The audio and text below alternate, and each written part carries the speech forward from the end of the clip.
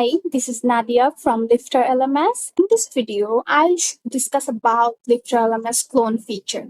So basically, LifterLMS clone features helps you to copy your courses.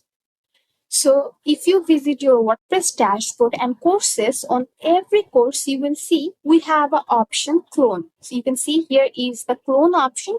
So this clone option helps to copy your courses.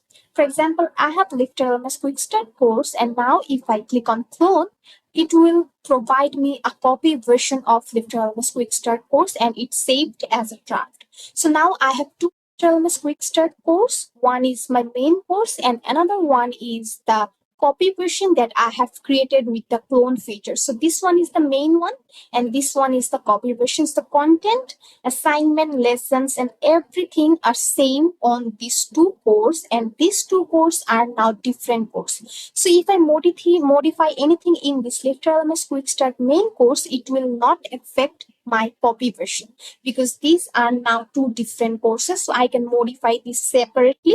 So this is a two different courses now. But the content, the quizzes, assignment, lesson, everything is same on these two courses. Now I can add new lessons or new content on my copy version or on my main version. So if I, first of all, I will publish this course first as it's saved as a draft. So first I will publish this and I will change it. I will rename the name. So I will add like copy version and I will publish it. So both course has different has same content, but now these two courses are different and we can modify these two courses now. So if I open the copy version, I want to show you, I already have all the contents, but you can see I don't have any students in this course because this is my copy version. But if I show you my main course, you will see I have some students on my main course. So if I visit my main course to show you the example, I'll visit courses.